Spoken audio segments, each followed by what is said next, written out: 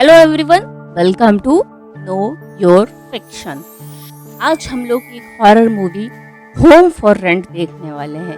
ये Thai movie है और ये काफ़ी अच्छी है। इस मूवी में एक फैमिली है जिसमें एक हस्बैंड है, वाइफ है और उनकी एक बेटी है। ये लोग एक अच्छे से घर में रह रहे हैं, एक बड़े से घर में रह रहे हैं और इनके पास एक कॉन्डो भी है। तो उसको उनको रेंट पे देना है। वो एक्चुअली उन लोगों ने पहले दिया हुआ था बट उनको नेक्स्ट टाइम भी रेंट पे देना है। बट यहाँ पे क्या है कि जो वाइफ है तो वो चाहती है कि ये जो घर है, कॉन्डो है, ये लोग कॉन्डो में जाके रहें। वो जो कॉन्डो है, वो जो बेटी है उसके स्कूल के पास में है तो ये ज़्यादा इजी हो जाएगा। पहले तो उसका हस्बैंड नहीं मान रहा होता है कि क्या ज़रूरत है, बट उसका हस्बैंड अचानक से मान जाता है। ठीक है, वो लोग कॉन्डो में शिफ्ट हो जाते हैं और यहाँ पे एक न्यू फैमिली रहने आती है इनके घर पे। वो जो न्यू लोग हैं वो काफ़ी स्ट्रेंज हैं। अब ये जो निंग है वो अपने पुराने वाले घर जाती है। उसको अपनी बेटी के होमवर्क के लिए कुछ पिक्चर्स चाहिए होती हैं तो वो वहाँ पे जाती है। कुछ तो अजीब है, मतलब इनके जो घर की वाइब थी ना वो थोड़ी सी अजीब सी आ रही थी। तो वो जो लेटर्स देते हैं तो वो भी फटे हुए होते हैं। तो इनमें जो इनकी पुरानी नेबर होती है वो मैसेज करती है, इसको टेक्स्ट करती है कि तुम जाने लगोगी उससे पहले तुम यहाँ पे आओ, मेरे घर पे मिलने आओ।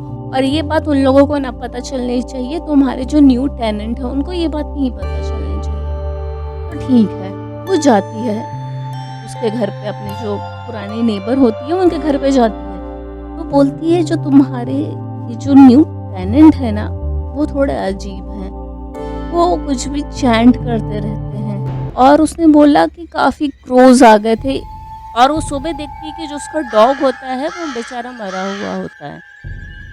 तो वो घर आ जाती है वाइफ उसकी, बट वो थोड़ा सा मतलब डिस्टर्ब है ये सब चीज़ें देखो सुन के। अब जो ये वाइफ के जो न्यू टेनेंट है, मतलब इन लोगों के जो न्यू टेनेंट है वो डॉक्टर्स हैं। तो वो जब ये देखती है कि इतनी जो वियर्ड चीज़ें हो रही हैं तो वो कौन है एग्जैक्ट, तो वो घर पे आती है तो अपना चेक करती है कि जो न्यू टेनेंट है उनका जो डॉक्टर आईडी नंबर वगैरह क्या है वो चेक करती है। तो वो जब चेक करती है तब उसको कुछ मिलता ही नहीं है। तो इतने में उसका हस्बैंड आ जाता है, तो अपने हस्बैंड को ये सब चीज़ें बताती है। तो बोलती है भाई वो लोग रिटायर्ड है तो हो सकता है उनका नाम हट गया होगा, तुमको क्या करना है इन सब चीज़ों से। तो मतलब वो उसको डाइवर्ट कर रहे हैं इन सब चीज़ों से कि तुम मत करो ये सब चीज़।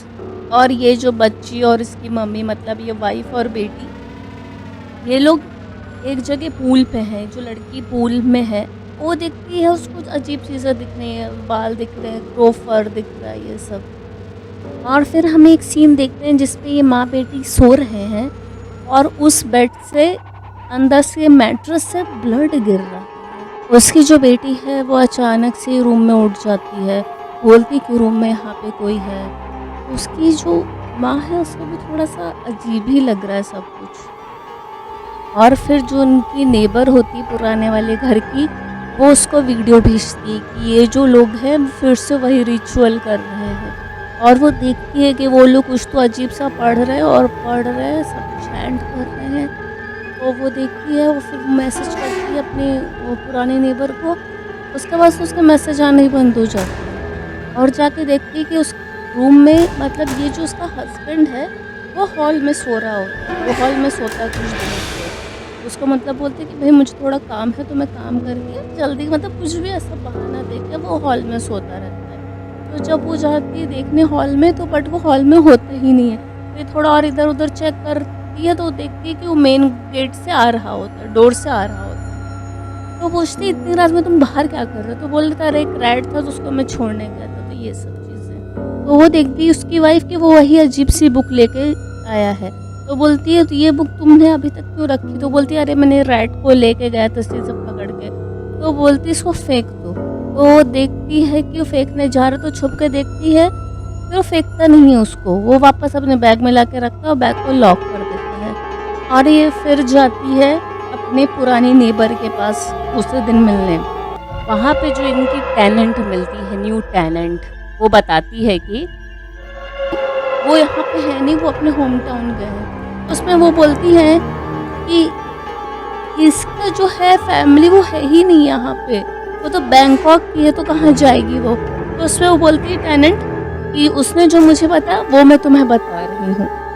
फिर जो वो लड़की होती है, मतलब जो वाइफ है, उसको एक डॉल मिलती है। तो वो डॉल उसको थोड़ी सी अजीब ही लगती है, मतलब बहुत कैसे लाइव लगती है वो डॉल।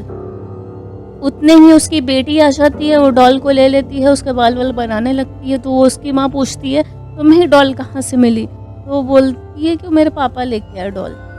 फिर वो अपने हस्बैंड को छुप के देख रही है वो क्या कर रहा है। तो वो बुक कहीं तो कुछ करने जा रहा होता है, तो उतने में उसके पैर से चार्जर खींच के निकल जाता है, तो उसमें आवाज़ आ जाती है। तो वो वापस देखने जाती है, तो उतनी देर में वो सो गया होता है, मतलब वो समझ जाते हैं कि देख रही है। इन लोगों को अपने घर में किसी न किसी चीज़ की प्रेजेंस महसूस हो ही रही है। उसको मिरर में भी किसी न किसी का रिफ्लेक्शन दिख रहा है, वो उसकी मम्मी को। और वो एक रात को अपने हस्बैंड का पीछा करती है, तो देखती है कि वो टेरेस पे जाके बुक लेके पढ़ रहा है, चैंट कर रहा है, जैसे जो उसके नए टेनेंट कर रहे थे, जैसे उसकी जो पुराने घर की नेबर ने वीडियो भेजा था। अरे ये क्या चल रहा हो, तो उसको दिमाग ही हिल जाता है सब चीज़ें देख के। सीरियसली डूड, और बहुत सारे कौवे हैं, कौवे ही कौवे हैं। और उसका वीडियो बनाने की सोचती है, तो उसका वीडियो भी नहीं बना पा रही है। उसके आगे कुछ तो परछाई कवर की है उसको, और हम ऑडियंस को दिखता है कि वहाँ पे एक लड़की है जिसने उसको कवर करके रखा है कैमरा। और वहाँ पे हम लोग को दिखाते हैं कि अरे बहुत सारे लोग, बहुत सारी आत्माएं उसके साथ चैंट कर रही। जो कौवे हैं ये आत्माएं हैं, ये सब चैंट कर रहे हैं। और उसके हस्बैंड को लगता है कि वो आ गई है, वो आई है, तो वो बंद करता है। तो वो उस पे मतलब एक अटैक होता है वो लड़की पे। वो आती है, चुपचाप अपने यहाँ सो जाती है। उसके हस्बैंड को समझ में आ जाता है कि वो आई है, बट वो कुछ करता नहीं है। वो उसको देखता है और वापस जाके सो जाता है। फिर वो दूसरे दिन उसके जो बैग से बुक निकालती है, बुक निकाल के वो जाती है देखने की बुक में है क्या, छुपा छुपा के। बट वो बुक में कुछ लिखा ही नहीं होता है। और उतनी देर में उसका हस्बैंड पूछता है कि तुमने मेरे बैग से कुछ निकाला है क्या? तो वो बोलती नहीं। तो वो बाथरूम में होती है, वो साइड में, तो सोचती कहाँ छुपाऊं। तो उसको एक जगह खोलती, तो उसमें देखते हैं यहाँ पे जादू टोने का सामान है पूरा। वो देख के भी वो सब शॉक हो गई, डर गई है। फिर उसी जगह पे वो बुक फेंक के वो निकल जाती है। फिर वो स्कूल जाती है अपनी बेटी को लेने, तो वो देखती है कि वहाँ पे कोई तो औरत है, वो उसकी बेटी को कुछ पढ़ा रही है, कुछ कर रही है। तो अपनी बेटी को फिर ढूंढने लगती है, कोहरा होता है। फिर वो नहीं मिलती उसको। फिर उसको बेटी मिलती है, तो उसको पूछते हैं अरे कौन था तुम्हारे साथ, क्या था? तो वो कुछ बोलती नहीं है। तो वो उसको लोगों को लगता है कि उसको अब्यूज़ करते, फिर वहाँ पे चुप हो जाती है। तो फिर वो रोने भी लगती है। और फिर वो समझ जाती है कि इसका जो हस्बैंड है वो कुछ कल्ट वगैरह में है। तो वो अपने हस्बैंड को बोलती है कि मैं तुम्हें लास्ट चांस दे रही हूँ, चीज़ों को क्लियर करो, बताओ। बट वो नहीं बोलता। तो फिर वो अपनी बेटी को लेके वो होटल में चली जाती है। फिर उसकी माँ बोलती है कि हम लोग डैड के पास वापस नहीं जाएंगे। तो लड़की बोलती मुझे डैड के पास जाना ही है, मुझे उनकी हेल्प करनी है। तो बोलती नहीं। तो पूछती किस चीज़ की हेल्प करनी है? तो वो नहीं बताती वो बच्ची। वो जो होती है लड़की, उसकी वाइफ, तो ये एक आदमी से मिलती है। तो उसको बताती है कि जो लोग तुम्हारे घर को रेंट कर रहे हैं उनका एग्जैक्टली कोई प्रूफ है ही नहीं। और बोलते हैं कि क्रिमिनल चार्ज उनके खिलाफ है नहीं कोई, बट ये फिशी है। और इतने में वो अपने घर जाती है, वो देखती है कि उसकी जो बेटी है वहाँ पे है ही नहीं। तो फिर वो अपनी बेटी को ढूंढते हुए घर जाती है, तो उसकी बेटी वहाँ घर पे भी नहीं होती है। फिर वो अपने पुराने घर जाती है, वहाँ पे भी उसको नहीं दिखता। वहाँ पे देखती है वो अजीब अजीब सी चीज़ें हैं, वही सब जादू टोना करने की चीज़ें हैं। तो फिर वो अपने उधर ब्रोकर को फ़ोन करती, कहाँ है? तो बोलती है कि वो जो तुम्हारे टेनेंट्स थे वो चले गए। फिर वो उसके साथ जा रही होती है उनको देखने कि वो लोग कहाँ जा सकते हैं। तो ये जो बंदा है, ये भी वो काला जादू वाली टीम में है, वो कल्ट वाली टीम में है।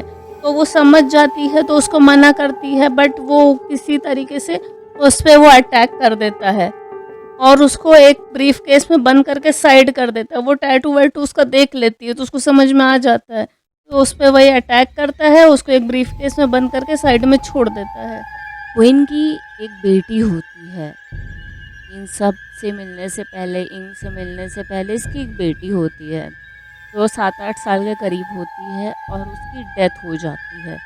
फिर इसके बाद इसकी जो सेकंड वाइफ है वो उसको मिलती है और जो ये आदमी होता है उसको ये समझ में आ जाता है कि जो इसकी बेटी है नई वाली इंग, उसको जा की आत्मा दिखती है और वो जा की आत्मा अभी भी जिंदा है। और फिर जो इसके नए जो टेनेंट होते हैं वो अकल्ट वाले होते हैं, मतलब वो लोग काला जादू टाइप में करते होते हैं।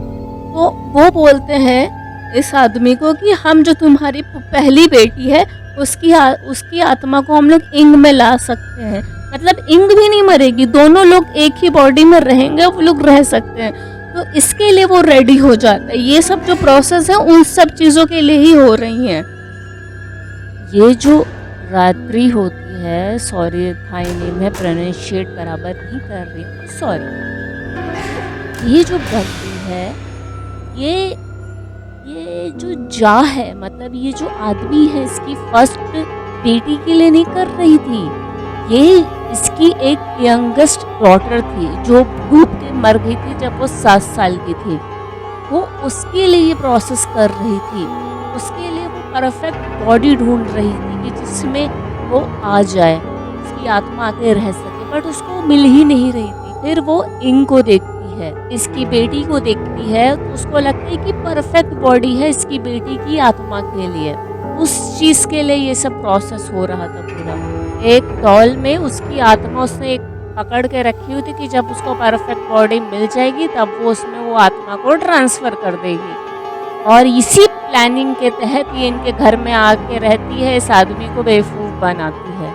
और ये औरत वो जा की जो स्पिरिट होती है, वो आदमी की पहली बेटी की जो स्पिरिट होती है उसका भी यूज़ करते हैं बेवकूफ़ बनाने में, और उसकी स्पिरिट को ये लोग डॉल के अंदर कैद कर देते हैं। और उसकी जो नेबर होती है उसको भी ये लोग अपने काला जादू वाली टीम में शामिल कर लेते हैं, मतलब उसको ये लोग कठपुतली की तरह यूज़ करते हैं। उस बेचारी को उस पर कोई कंट्रोल रह नहीं जाता है। वो जो यात्री होती है वो इनको बताती है, वो बच्ची को बताती है कि वो उसके इस बॉडी में भी उसके साथ एक आत्मा रह रही है। जब वो 18 साल की थी तो वो आत्मा, तब से वो आत्मा उसकी बॉडी में है और वो उसको दिखाती भी है कि मतलब उसको ये समझाना चाहती है कि भाई ये सब कुछ इशू नहीं है, मतलब ये सब पहले बता रही थी। और ये सब जो प्रोसेस होने वाला है उससे पहले वो लड़की को बताती है, बच्ची को। बच्ची पूछती है कि आप लोग बेस्ट फ्रेंड थे क्या जो आपने उसको बॉडी में अपने रहने दिया? तो बोलती नहीं, मैं तो उसको जानती भी नहीं थी, उसको तो मर्डर किया गया कि मैं उसकी बॉडी में रह सकूं। मतलब अभी तक कि सब कुछ झूठ बोल रही थी और यही रात्रि है करके, मतलब इस बॉडी के ओनर को उसने मार दिया कि वो इस बॉडी में रह सके। तब वो बच्ची शॉक हो जाती है, भागने लगती है, बट अब कोई फ़ायदा नहीं है। और उस आदमी को भी जो इसकी पुरानी नेबर होती है वो तो मतलब वश में है ना, वो उसको भी चाकू वाकू भोंक देती है। यहाँ प्रोसेस शुरू हो जाता है, वो बच्ची भाग रही है, बाप भी बचा नहीं पा रहा है, और फिर इसकी माँ किसी तरह तो आती है और ये प्रोसेस चालू ही रहता है। उसमें उसकी माँ आती है जो बचा पाती है, वो मतलब वो भी फंसी रहती है। तो वो जो आदमी जहाँ पे पड़ा हुआ होता है उसके बाजू में उसकी जो डॉल रहती है वो बच्ची की, तो मतलब वो बच्ची की जो आत्मा है वो डॉल के अंदर ही है, तो डॉल पे भी ऐसा साइन बना देता है, वो बोलता है कि जाओ अपनी बहन की हेल्प करो। फिर वो जो होता है वो आती है, उठती है, वो मार देती है उन विलन्स को। जब वो उठती है पर हॉस्पिटल में वो दोनों, तो वो जो लड़की है इंग, उसके अंदर जा की आत्मा है। वही सारे जो प्रोसेस में जो इंग है वो मर जाती है और इसका बाप मर जाता है। और अगर ऐसे कोई मूवी का समरी देखना है, कोई स्टोरी देखनी है तो बताओ मुझे। और हाँ, ये एक नॉवल है, काफ़ी अच्छी है। अगर तुम के पॉप के फ़ैन हो, रोमांटिक नॉवल है, इंटरनेशनल क्रॉस कल्चर रोमांस है, तो देख सकते हो। ये किंडल अनलिमिटेड पे फ्री है और किंडल अनलिमिटेड का भी जो 30 डेज फ्री ही होता है, देख सकते हो। उसके फ्यू चैप्टर्स फ्री हैं, तो देख लो, पढ़ लो, अच्छा लगे तो कंटिन्यू करो, वरना मत करो, ठीक है। ये लिंक दी हुई है मैंने डिस्क्रिप्शन में, तो अपने हिसाब से देख सकते हो। इसका पेपर बैक वगैरह भी है। Thanks for watching, see you next time, bye bye.